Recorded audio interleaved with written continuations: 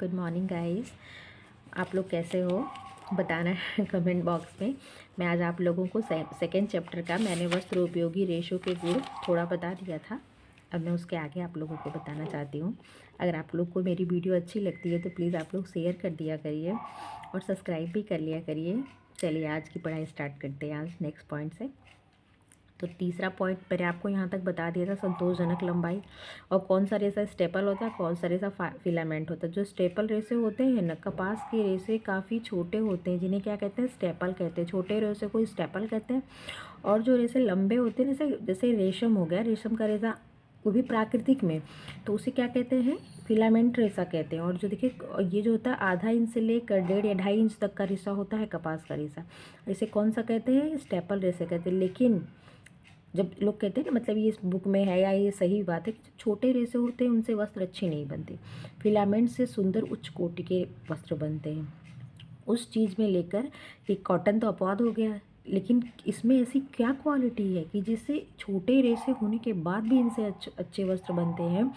तो इसमें जो कपास होता है ना, उसमें रेशों में आपस में चिपकने की कोविसनेस जो होता है ना, इसका गुण होता है। रेशों में आपस में चिपकने का गुण होता है, जिससे जितनी भी लंबाई का चाहे उतना लंबा रेशा बना सकते हैं। यही चीज़ कहा गया है। अगला है लचीलापन, फ्लेक्सिबिलिटी। जब रेशों को थोड़ा खींचकर अथवा तनाव देकर छोड़ दिया जाए, जैसे इलास्टिक होती है ना, आपने ऐसे खींच दिया और छोड़ दिया, तो जब छोड़ेंगे तो अपनी पहले वाली स्थिति में ही आ जाएगी। उसी चीज़ को कहा गया कि जब रेशे को थोड़ा, इसी चीज़ को इलास्टिसिटी भी कहते हैं। लचीलापन का देख लीजिए जो परिभाषा है, यही चीज़ आगे इलास्टिसिटी में भी आपको मिलेगी। जब रेशों को थोड़ा खींचकर अथवा तनाव देकर छोड़ दिया जाए, अगर रेशे पुनः अपनी पूर्वाकृति को ग्रहण कर पूर्व स्थिति में आ जाते हैं, तो रेशे का वही गुण क्या कहलाता है, लचीलापन कहलाता है। वही बात है, अगर आपने रेशे को तान दिया और छोड़ दिया, अगर वो अपनी पूर्व स्थिति में आ गए तो रेशा लचीला है। ठीक है, अपनी पूर्वाकृति को प्राप्त कर लिया तो मतलब ये अच्छा रेशा है, इसमें फ्लेक्सिबिलिटी का गुण है। और रेशे में अगर ये सब गुण नहीं रहेंगे तो रेशे से जब धागा बनाया जाएगा तो रेशे टूट जाएंगे। हाँ, वो रेशे टूट जाएंगे तो अच्छे किस्म का धागा नहीं बनेगा। देखिए आगे लिखा हुआ है कि बहुत अधिक धागों रेशों को खींच दिया जाए तो लचीलापन समाप्त हो जाता है। अगर आप बहुत ज़्यादा भी खींच देंगे, जैसे स्ट्रेचेबल कपड़े आप लो, अगर मशीन वगैरह में डाल दो और बार बार उसमें धुलाई करो तो देखिए कहीं कहीं से कपड़ा एकदम ढीला हो जाता है। या तो आप स्वेटर ले लो, स्वेटर पे जो हाथ होती है ना, बाँह, ये जो बाँह होती है यहाँ पे, जो यहाँ पे बना रहता है बॉर्डर एक अलग सा, उसको भी देखिए कुछ दिन बाद आप बार बार खींच के पहनते हैं, ऐसे करते हैं, या बहुत बच्चे नीचे से स्वेटर खींच के तानते हैं, ऐसे रहते हैं, तो क्या होता है, धीरे धीरे उनकी फ्लेक्सिबिलिटी ख़त्म हो जाती है और वो उनकी आकृति बिगड़ जाती है और ढीले ढाले हो जाते हैं। वही चीज़ इसमें बताया गया है या कहा जा रहा है, मतलब लचीलापन या फ्लेक्सिबिलिटी वही होता है। रेशों से धागे बनाते समय उन्हें ऐंठन देकर बटा एवं कसा जाता है तथा मजबूत धागे का निर्माण होता है। इसी प्रकार वस्त्र बुनते समय धागों को बीम पर चढ़ाना। देखिए जब वस्त्र की बुनाई की जाती है, वस्त्र बनाए जाते हैं तो उनके बीम पर चढ़ाया जाता है और काफ़ी खींचा और ताना जाता है, मतलब तान के टाइट किया जाता है। तभी ताना ऐसे खूब टाइट करके होता है, फिर बाना उसमें ऐसे भरा भरा काम करता है। तो वही चीज़ का खींचा एवं ताना जाता है। कई बार धागे को उठाना, झुकाना आदि क्रियाएं करनी पड़ती है। अगर रेशे में लचीलापन या झटका सहने की क्षमता नहीं होगी तो रेशे टूट जाएंगे और फिर उनसे अच्छे वस्त्र का निर्माण नहीं हो पाएगा। अतः रेशों में लचीलापन का गुण होना अनिवार्य है। इसी गुण के कारण झटके सहन करने की क्षमता उत्पन्न होती है। यहाँ से क्वेश्चन भी बन सकता है कि रेशे में किस गुण के कारण रेशों में झटके सहन करने की क्षमता आती है। तो जो लचीलापन होता है ना, फ्लेक्सिबिलिटी के कारण ही रेशों में ये जो उपरोक्त सारे ये सब जो गुण हैं उनमें सहन करने की क्षमता आती है। और वही चीज़ का कि फलतब बीम पर जब चढ़ाएंगे तो वस्त्र तनेंगे, चाहे जो भी होंगे उनसे अच्छे वस्त्र बनेंगे, अविरल धागे का निर्माण होगा। यही नायलॉन के तंतु, देखिए पॉइंट इंपॉर्टेंट है, नायलॉन के तंतु में लचीलेपन का गुण सबसे अधिक होता है। किस रेशे में सबसे अधिक लचीलेपन का गुण होता है, तो नायलॉन का जो रेशा होता है ना, प्राकृतिक रेशा नहीं, ये मानवकृत रेशा है, जो आर्टिफिशियल रेशा नायलॉन होता है उसमें लचीले, क्योंकि वो तो इंसान की बात है भाई, जितना चाहे उतना लचीला बना जो भी, लेकिन जो नायलॉन जो केमिकल मिलाते हैं और जो नायलॉन प्राप्त होता है हमें, उस रेशे में लचीलेपन का गुण सबसे अधिक होता है। ये पॉइंट आपके लिए है एग्जाम पर्पज से। जिसके कारण जिसके कारण इससे क्या बनते हैं, मोजे बनते हैं, लंबे स्टॉकिंग्स बनाते हैं। देखिए मोजे आप कितना भी खींचो तानो पहनो, क्या खराब होता है? नहीं खराब होता है। खराब होता है लेकिन एक टाइम के बाद वही जब उसमें लचीलापन खत्म होता है तो उसकी आकृति बिगड़ जाती है।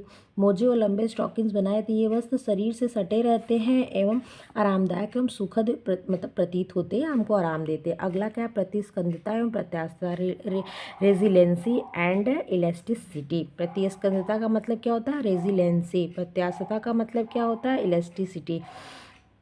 प्रत्यास्थता जैसे इसको कहने पे आ रहा है ना, जैसे प्रत्यास्थता लग रहा है ना, लंबा कोई चीज़ खींच रहा है आ, तो यहीं से आप रिलेट कर लीजिएगा इलास्टिक को। इलास्टिसिटी मतलब प्रत्यास्थता है तो वो इलास्टिसिटी होगी।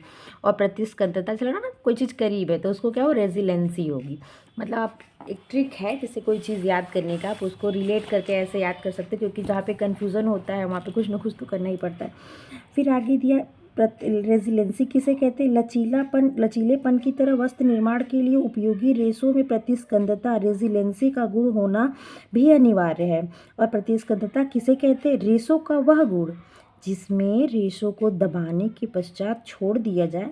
जैसे ऐसे कपड़े को मोड़ दो आप, और ऐसे उलन कपड़ा है और आप इसे ऐसे मोड़ दो, छोड़ोगे जब तो अपनी पूरा वॉल्यूम प्राप्त कर लेता है कि नहीं, दबा दोगे और जितना उसको फूलना मतलब जिस फुलने से उसके अंदर रहेगी वो उतना ही आके रुक जाएगा।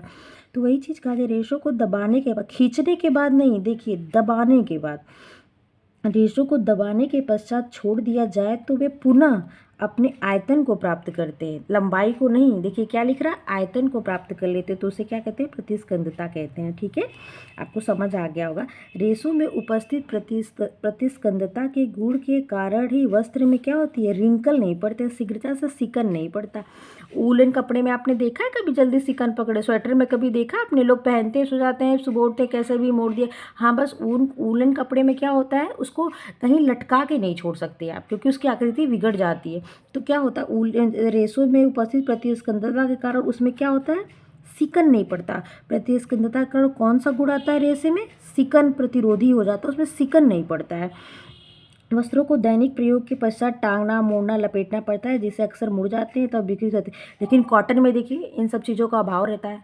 आपने अगर एक बार कपड़ा पहन के जैसे जैसे आप बैठे उठे वैसे वैसे कपड़ा मुड़ते जाएगा और वहाँ पे श्रिंकेज आपको दिखाई देगी नहीं। लोग कहते हैं यार कॉटन के कपड़े तो एक बार पहनो दोबारा पहनने लायक नहीं रहता, क्यों नहीं रहता, क्योंकि उसका उन रेशों में प्रत्यास्थता और प्रतिस्कंदता का अभाव रहता।